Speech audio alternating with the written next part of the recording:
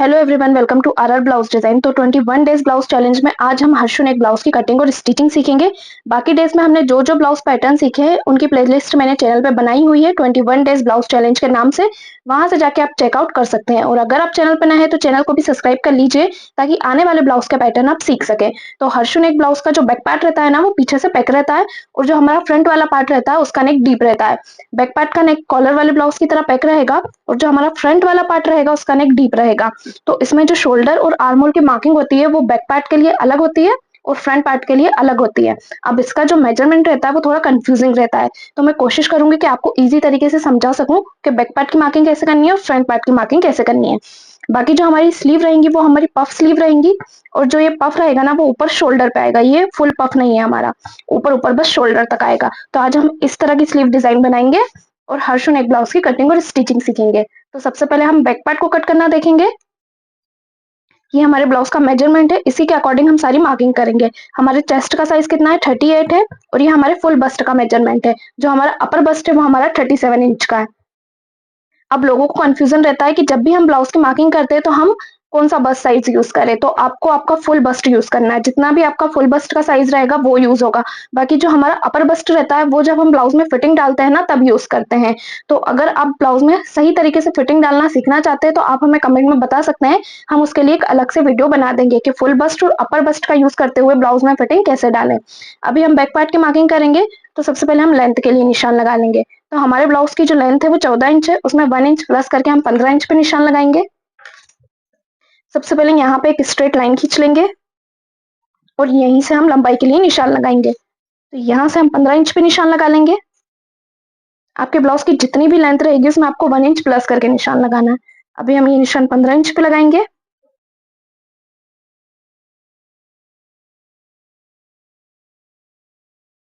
अब यहाँ से हम शोल्डर के लिए निशान लगाएंगे। तो उसके लिए हम हमारे फुल शोल्डर का मेजरमेंट देख लेंगे। तो हमारे फुल शोल्डर कितने इंच के, 15 इंच के। अब हम 15 का हाफ करके यहाँ पे निशान लगाएंगे। जब भी हम पैक नेक ब्लाउज बनाते हैं, जैसे कॉलर वाला ब्लाउज, बॉट नेक ब्लाउज, तो उसमें हम शोल्डर का हाफ करके निशान लगाते हैं। तो जितने भी आपके फुल शोल्डर रहेंगे उसको डिवाइड 2 करके आपको यहाँ पे निशान लगा लेना है। तो हमारे फुल शोल्डर कितने हैं, 15 इंच के, उसे हम डिवाइड 2 कर लेंगे। तो यहाँ पे कितना आया हमारा, 7.5 इंच। यहाँ से हम 7.5 इंच पे निशान लगा देंगे और जो हमारे शोल्डर रहेंगे उसको हम हाफ इंच डाउन कर देंगे इस तरह से और क्रॉस में मिला लेंगे। बहुत से लोग इसे 1 इंच भी डाउन करते हैं लेकिन फिर वो लंबाई में एक्स्ट्रा लेते हैं। अगर हम 1 इंच डाउन करेंगे तो जो हमारी लंबाई है वो कम हो जाएगी। अगर आप 1 इंच डाउन करते हैं तो फिर आपको लंबाई में एक्स्ट्रा लेना पड़ता है। तो यहाँ से हमने हाफ इंच डाउन कर दिया है। अब हम आर्मोल के लिए निशान लगाएंगे। तो जो आर्मोल का निशान है वो हमारा डाउन वाले जो हमारे शोल्डर है वहां से लगेगा। तो उसके लिए हम हमारा आर्मोल चार्ट देख लेंगे। अभी हम जो नेक बना रहे हैं वो हमारा पैक है, तो यहाँ पे पैक नेक वाला फॉर्मूला यूज होगा। तो हमारे चेस्ट का साइज कितना है, 38 है। 38 को हम डिवाइड करेंगे 6 से, प्लस इसमें कर देंगे 1 इंच। तो हमारा कितना आया, 7.25 इंच। यहां से हम 7.25 इंच पे निशान लगा लेंगे। इस लाइन को भी स्ट्रेट कर देंगे।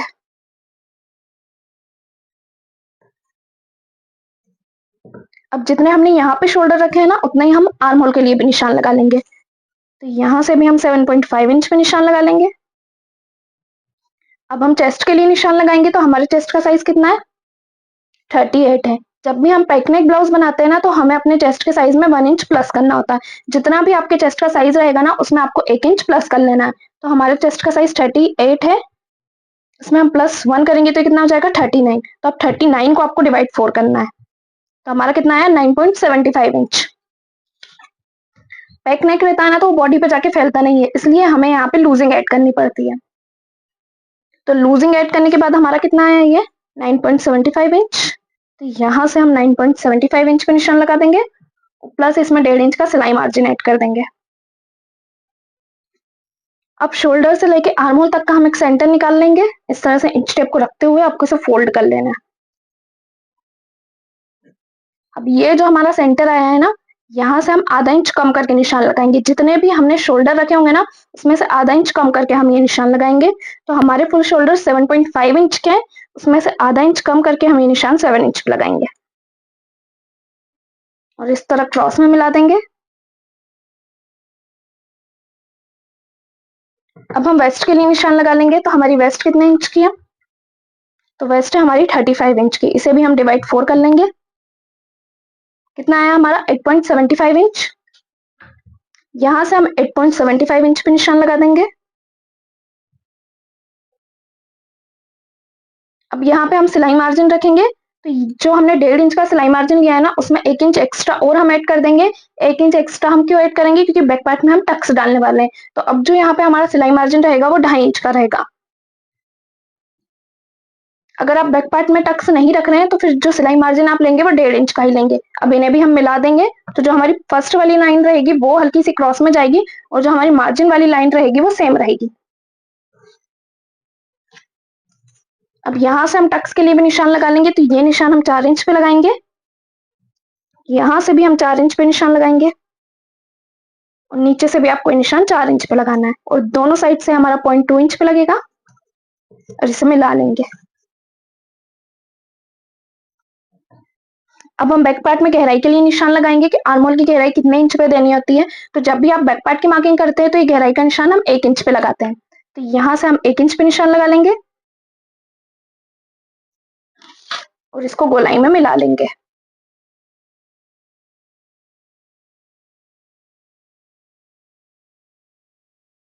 इस तरह से आपको आर्म होल की मार्किंग कर लेनी है। अब आर्म होल को हम बैक साइड से हमेशा 0.3 इंच डाउन करते हैं। ये जो हमारी चेस्ट लाइन है ना, यहाँ से आपको आर्म होल को 0.3 इंच डाउन कर देना है। इससे जो आपकी स्लीव की फिटिंग रहेगी बैक साइड में वो बिल्कुल परफेक्ट आएगी, और जो आर्म होल में क्रीज आता है वो नहीं आएगा। और इसे इसी तरह पीछे की साइड डाउन में मिला देना है। अब यहाँ से हम शोल्डर को माइनस करेंगे। तो शोल्डर को हम क्यों माइनस करते हैं? क्योंकि इसे हमने हल्का सा क्रॉस में लिया है। तो जब हम स्लीव अटैच करेंगे ना, तो यहाँ पे जो हमारे शोल्डर रहेंगे वो हल्के से उठे हुए आएंगे, इसलिए यहाँ से हम शोल्डर को माइनस कर देंगे। तो आपको 0.75 इंच यहाँ से शोल्डर को माइनस कर देना है, और इसे हम मिला लेंगे।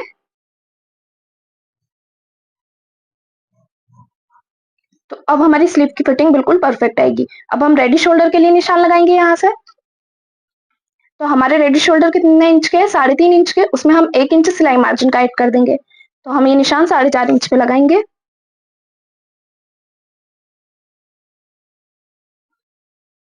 जितने भी आपके रेडी शोल्डर रहेंगे ना, उसमें आपको 1 इंच प्लस करके निशान लगाना है।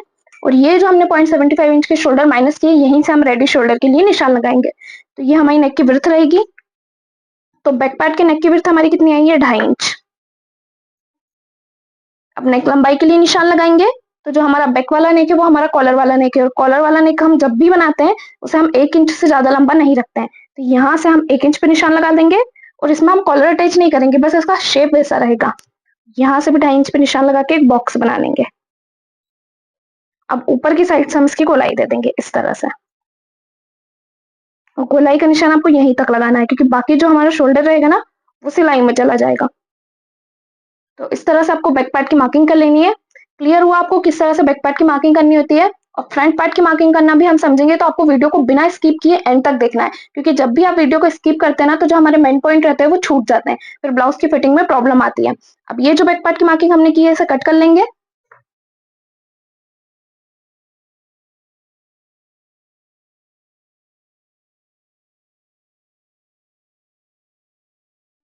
बैक पार्ट हमारा कट के रेडी हो चुका है। अब हम फ्रंट पार्ट को कट करना देखेंगे। तो फ्रंट पार्ट के लिए हम फर्मा लेंगे।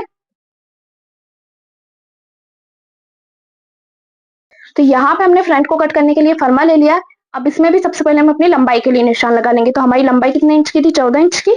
उसमें 1 इंच प्लस करके हमने निशान लगाया था 15 इंच पे। तो यहाँ से भी हम 15 इंच पे निशान लगा लेंगे।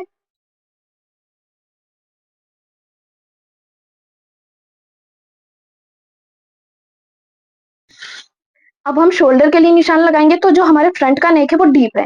तो डीप नेक में शोल्डर हम कितने रखते हैं? जितना हम नॉर्मल गला बनाते हैं जब भी, तब हम जितने शोल्डर रखते हैं ना, उतने ही शोल्डर भी हमारे यहाँ पे रखेंगे हम। तो हम फुल शोल्डर का मेजरमेंट देख लेंगे। तो हमारे फुल शोल्डर कितने हैं? 15 इंच के। 15 को हम डिवाइड करेंगे 2 से, और जितना भी आएगा उसमें से हम 1.5 इंच माइनस कर देंगे। जिसने भी अब तक हमारे सारे वीडियोस देखे होंगे उन्हें शोल्डर का फॉर्मूला पता होगा कि जब भी हम नॉर्मल नेक बनाते हैं तो उसमें शोल्डर कितने रखते हैं। जब हम पैक नेक बनाते हैं तो उसमें डायरेक्ट शोल्डर का हम हाफ रख देते हैं। पर अभी जो हमारा फ्रंट नेक है वो नॉर्मल नेक है, यानी कि वो डीप नेक है, तो हम डीप नेक वाले शोल्डर रखेंगे इसमें। तो हमारे फुल शोल्डर कितने? 15 इंच के। इसे हम डिवाइड कर देंगे 2 से, कितना है हमारा 7.5 इंच, इसमें से हम माइनस कर देंगे 1.5 इंच, तो हमारा कितना है 6 इंच। तो यहाँ पे शोल्डर का निशान 6 इंच पे लगेगा। बैक पार्ट में हमने शोल्डर का निशान 7.5 इंच पे लगाया था क्योंकि बैक पार्ट हमारा पैक था और फ्रंट हमारा डीप है, इसलिए हम शोल्डर का निशान 6 इंच पे लगा देंगे।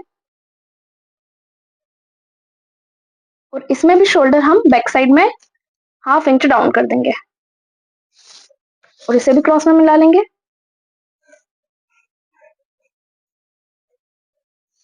अब आर्महोल के लिए निशान लगाएंगे, तो आर्महोल के लिए हम आर्महोल वाला फॉर्मूला देख लेंगे। तो बैक पार्ट का जो हमारा नेक था वो पैक था, तो हमने पैक नेक वाला फॉर्मूला यूज किया था।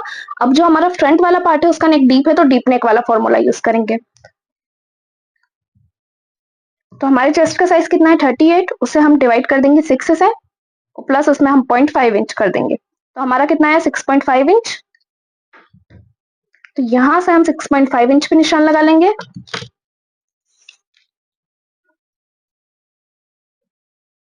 और इस लाइन को भी स्ट्रेट कर लेंगे। अब जितने हमने शोल्डर रखे होंगे उतने ही हम आर्महोल की तरफ निशान लगा लेंगे। चेस्ट के लिए निशान लगाएंगे, तो फ्रंट वाला हमारा डीप है तो इसमें कुछ भी लूजिंग ऐड नहीं होगी, जितना भी हमारे चेस्ट का साइज रहेगा उतना ही हम निशान लगाएंगे। तो हमारे चेस्ट का साइज कितना है 38, उसे हम डिवाइड 4 करके यहाँ पे निशान लगा लेंगे, तो हमारा कितना है 9.5 इंच। जब हमने बैक साइड की मार्किंग की थी तो हमने 1 इंच की लूजिंग ऐड की थी। अभी फ्रंट वाला हमारा डीप है तो यहाँ पे आपको कुछ भी लूजिंग ऐड नहीं करनी है। ये निशान हमारा 9.5 इंच पे लगेगा और प्लस इसमें हम 1.5 इंच का सिलाई मार्जिन ऐड कर देंगे। अब शोल्डर से आर्महोल तक का एक सेंटर निकाल लेंगे।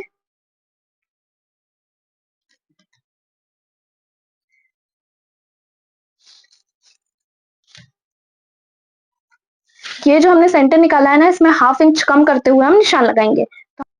तो हमारे फुल शोल्डर 6 इंच के, इसमें से 1/2 इंच कम करके हम ये निशान 5.5 इंच पे लगाएंगे और इसे भी मिला लेंगे।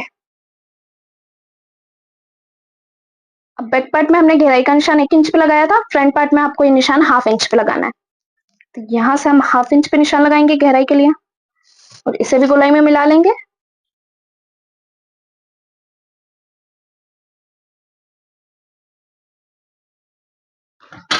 इस तरह से आपको आर्महोल की मार्किंग कर लेनी है। अब हम रेडी शोल्डर के लिए निशान लगाएंगे।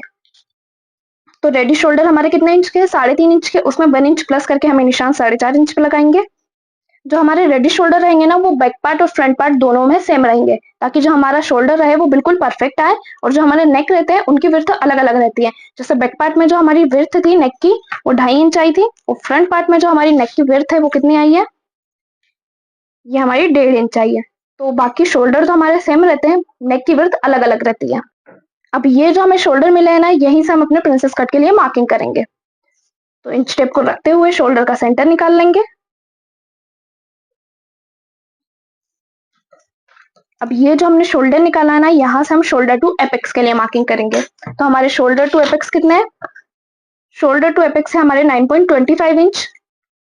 इसमें आधा इंच प्लस करके हम ये निशान लगाएंगे 9.75 इंच पे।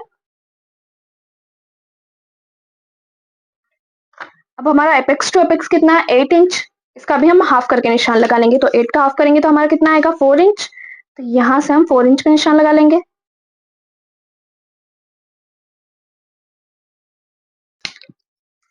अब ये निशान जो हमने 4 इंच पे लगाया है, इसमें से आधा इंच कम करके नीचे की तरफ हम 3.5 इंच पे निशान लगाएंगे और इसे इस तरह क्रॉस में मिला लेंगे।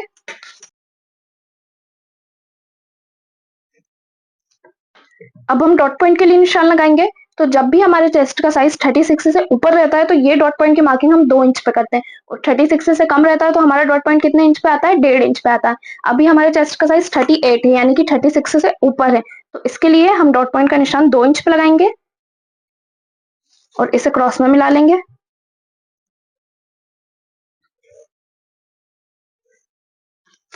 अब नीचे की साइड से डॉट पॉइंट की मार्किंग करने के बाद ही आपको वेस्ट के लिए निशान लगाना है। तो ये जो हमने डॉट पॉइंट का निशान लगाया है, ये हमारा सिलाई में कवर होगा। इसे फोल्ड करके हम अपनी वेस्ट के लिए निशान लगाएंगे। तो हमारी वेस्ट कितने इंच की थी, 8.25 इंच की। तो यहाँ से हम 8.25 इंच पे निशान लगा लेंगे और इसमें भी हम 1.5 इंच का सिलाई मार्जिन ऐड कर देंगे।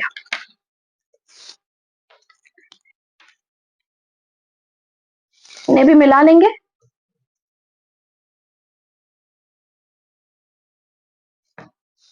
अब नीचे की साइड से डॉट पॉइंट की मार्किंग करने के बाद हम आर्मोल की तरफ से डॉट पॉइंट की मार्किंग करेंगे।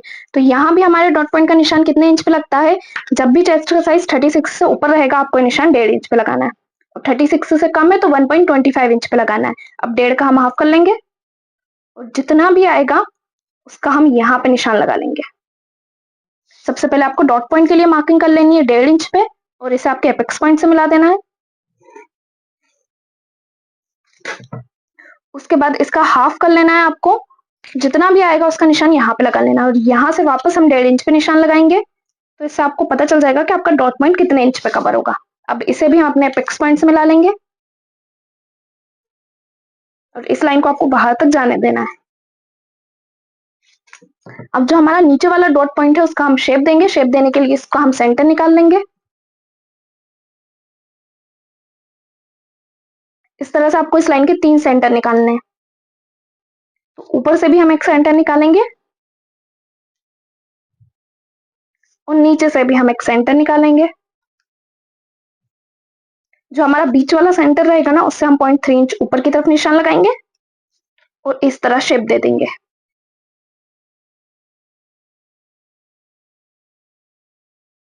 इससे जो आपके डॉट पॉइंट की फिटिंग है ना, वो बिल्कुल परफेक्ट आएगी। अब जो हमारे डॉट की लाइनें हैं उन्हें हम नाप के देख लेंगे कि दोनों इक्वल आ रही है या नहीं आ रही है।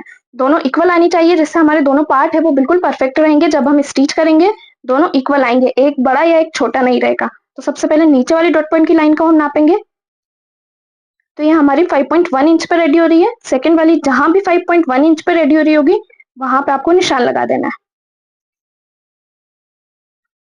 तो यहाँ से हमारा कितना फर्क आ रहा है? 0.2 इंच का फर्क आ रहा है। इसका डबल हम बैक साइड से माइनस कर देंगे, यानी कि 0.4 इंच यहाँ से कम होगा हमारा, और इसे क्रॉस में मिला लेंगे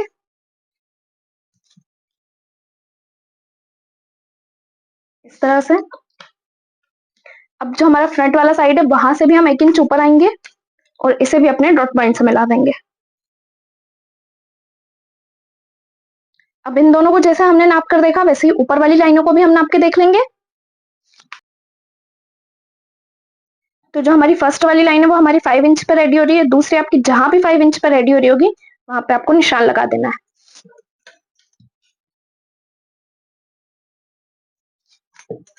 इस तरह से। अब आर्म होल को जैसे हमने बैक साइड में माइनस किया था पीछे से, वैसे ही चेस्ट लाइन से आपको 0.3 इंच यहाँ पे भी आर्म होल को माइनस कर देना है। तो चेस्ट लाइन पे रखते हुए आपको 0.3 इंच यहाँ से निशान लगा लेना है, और इस लाइन को स्ट्रेट कर लेना है। ये हमने बैक साइड में भी माइनस किया था, और ये हमारा फ्रंट साइड में भी माइनस होगा। अब ये जो हमने निशान लगाया है इससे हम मिला लेंगे इस तरह, और यहाँ पे हम एक नया आर्म होल बना लेंगे। जब भी आप इस तरह से नया आर्म होल बना के कटिंग करते हैं ना, तो जो आपके आर्म होल में क्रीज का प्रॉब्लम रहता है वो नहीं आता है, और जो आपकी फिटिंग रहेगी ना डॉट पॉइंट की वो भी बिल्कुल परफेक्ट आएगी। अब ये पूरा पार्ट हमारा कटिंग में जाएगा, और आर्म होल को कट करना भी हम समझेंगे कि आर्म होल को किस तरह से कट करना है।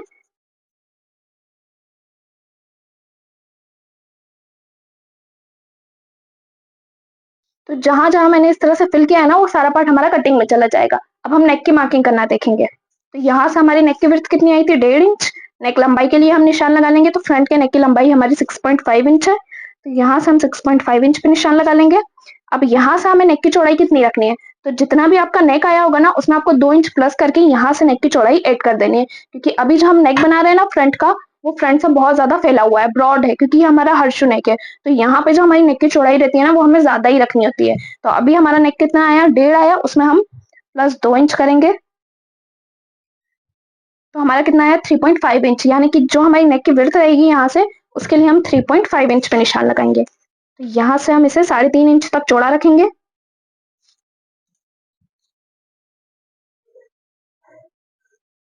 और इसे इस तरह क्रॉस में मिला लेंगे,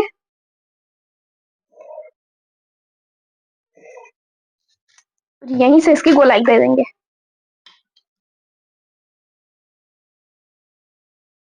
इस तरह से आपको फ्रंट पार्ट में नेक की मार्किंग कर लेनी है। अब हम फ्रंट को कट कर लेंगे।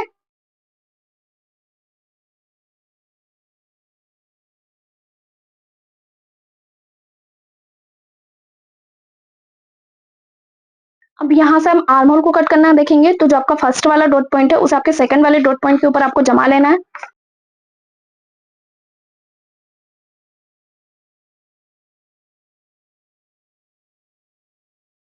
तो अब ये जो हमारा आर्म होल है ना वो बिल्कुल गोलाई में आया है, तो इसे हम कट कर लेंगे।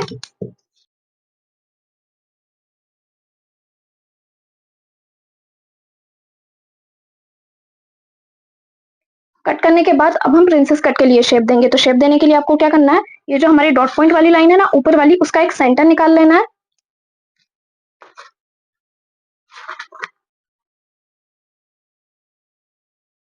अब ये जो हमने सेंटर निकाला है ना, इससे हम 0.75 इंच ऊपर निशान लगा लेंगे, और आर्मोल की तरफ से भी हम 0.75 इंच जितना बाहर की तरफ निशान लगा लेंगे,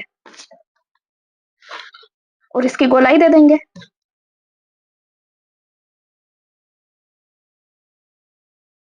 तो इस तरह से आपको शेप देना है। अब इसी शेप में हम इसको कट कर लेंगे।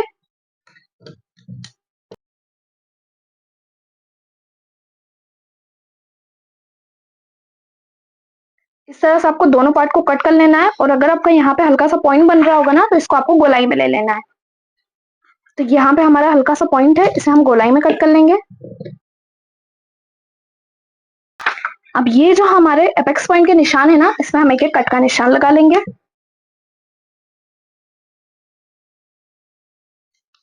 तो इस तरह से हमारा फ्रंट भी कट के रेडी हो चुका है। अब इसमें हमें मार्जिन कहाँ कहाँ ऐड करना है, तो फ्रंट में हमारा सिलाई मार्जिन ऐड होगा, क्योंकि यहाँ पे हमारी हुकाई की पट्टी आएगी।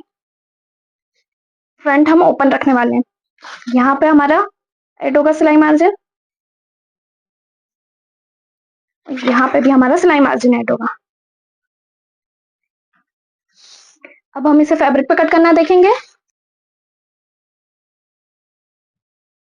फैब्रिक को आपको डबल फोल्ड करके बिछा लेना है, इसके ऊपर हम अपने फर्मे को रख के कट करेंगे। तो उसकी मार्किंग हम कैसे करेंगे वो हम देख लेंगे। यहाँ से हम 0.5 इंच का हुकाई पट्टी के लिए मार्जिन ले लेंगे। मार्जिन लेने के बाद फर्मे को बिछा लेंगे और पूरे फर्मे की मार्किंग फैब्रिक के ऊपर कर लेंगे। मार्किंग आपको अच्छे से कर लेनी है, और जो हमने डॉट पॉइंट का निशान लगाया था वहां पे आपको निशान लगाते हुए 0.5 इंच का सिलाई मार्जिन ले लेना। उसके बाद हम इसे कट कर लेंगे। सेम ऐसे ही हम अपने दूसरे वाले फर्मे की मार्किंग करेंगे। फ्रंट में हमारी हुकाई की पट्टी आएगी, इसलिए फ्रंट से हम इसे ओपन ही रखेंगे। उसके बाद हम हमारा दूसरा वाला फर्मा ले लेंगे और उसको भी अपने फैब्रिक के ऊपर अच्छी तरीके से बिछाते हुए पूरी मार्किंग फैब्रिक के ऊपर कर लेंगे। जो डॉट पॉइंट का निशान रहेगा वहां पे आपको निशान लगा लेना, और इसमें भी साइड से हम 0.5 इंच का मार्जिन ले लेंगे। अब इसको भी हम कट कर लेंगे।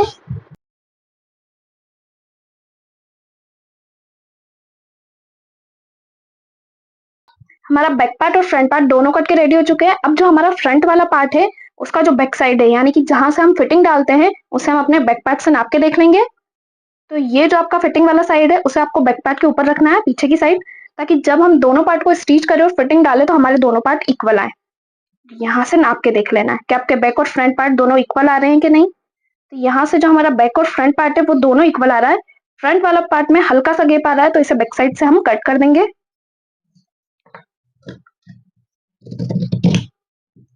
अब इसे हम वापस से नाप कर देख लेंगे। तो अब जो हमारे दोनों पार्ट है वो बिल्कुल इक्वल आ रहे हैं। तो इस तरह से आपके दोनों पार्ट इक्वल आने चाहिए। अब हम अपनी पफ स्लीव को कट करना देखेंगे। स्लीव को कट करने के लिए यहाँ पे आपको 4 फोल्ड फैब्रिक ले लेना है। तो ये हमारा 4 फोल्ड है, 1 2 3 4, इस तरह से हमारा 4 फोल्ड रहेगा। सबसे पहले हम स्लीव लेंथ के लिए निशान लगा लेंगे। तो हमारी स्लीव की लेंथ कितनी है, 9.5 इंच। इसमें 1 इंच ऐड करके हम ये निशान 10.5 इंच पे लगाएंगे।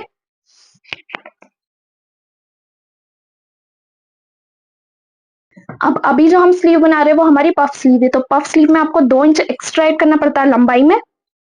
तो यहाँ से हम 2 इंच एक्स्ट्रा ले लेंगे, और चौड़ाई में भी आपको 2 इंच एक्स्ट्रा लेना पड़ता है। तो यहाँ से भी हम 2 इंच ले लेंगे। अगर आपको पफ ज्यादा चाहिए तो फिर यहाँ से आप 2.5 2.5 इंच ले सकते हैं। हमें नॉर्मल पफ चाहिए, इसलिए हमने यहाँ से 2 इंच लिया है। यहाँ पे एक बॉक्स बना लेंगे इस तरह से। अब हम आर्म होल के लिए मार्किंग करेंगे, तो सबसे पहले हम गहराई के लिए निशान लगाएंगे। तो जब भी हम स्लीव लंबी बनाते हैं तो गहराई का निशान 3 इंच पे लगाते हैं। इस लाइन को भी स्ट्रेट कर देंगे।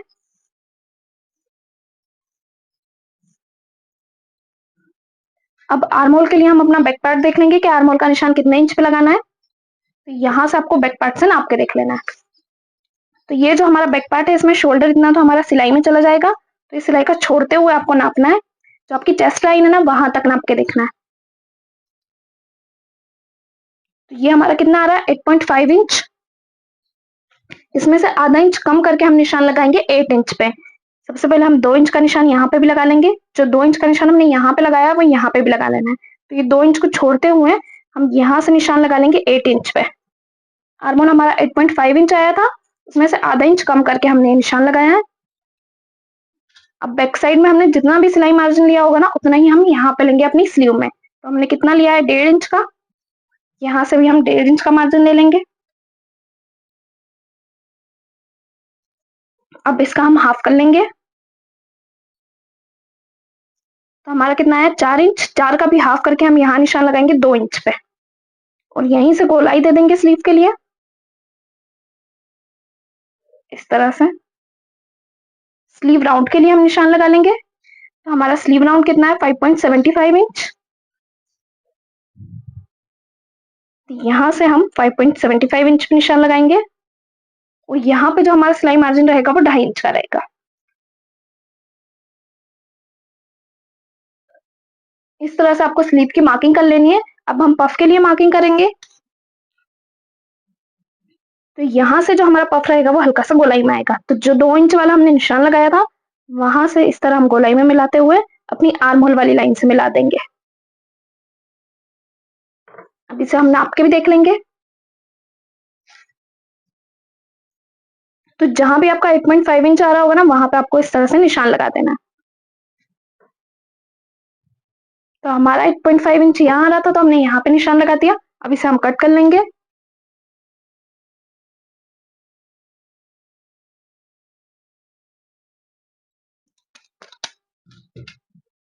अब ये जो हमने 8 पॉइंट वाला निशान लगाया है यहाँ पे कट का निशान लगा लेंगे ताकि जब हम इसमें प्लेट्स डालें ना तो हमारी जो फिटिंग की सिलाई है वो यहाँ पे आ जाएगी। तो इस तरह से आपको स्लीव को कट कर लेना है। ये स्लीव हमारी इस तरह से जुड़ी हुई थी तो हम इसे ओपन कर लेंगे। इस तरह से निशान लगाने के बाद अब हम फ्रंट पार्ट में गहराई के लिए निशान लगाएंगे। तो यहाँ से हम 0.3 इंच में निशान लगाते हुए फ्रंट के लिए गहराई दे देंगे इस तरह से। इसे भी इसी शेप में हम कट कर लेंगे। यहाँ पे हमारी स्लीव भी कट के रेडी हो चुकी है। अब हम ब्लाउज को स्टिच करना देखेंगे कि ब्लाउज को स्टिच कैसे करना है। तो स्टिचिंग का वीडियो भी आपको एंड तक देखना है ताकि आपको क्लियर समझ आ सके कि इसकी स्टिचिंग कैसे करनी होती है।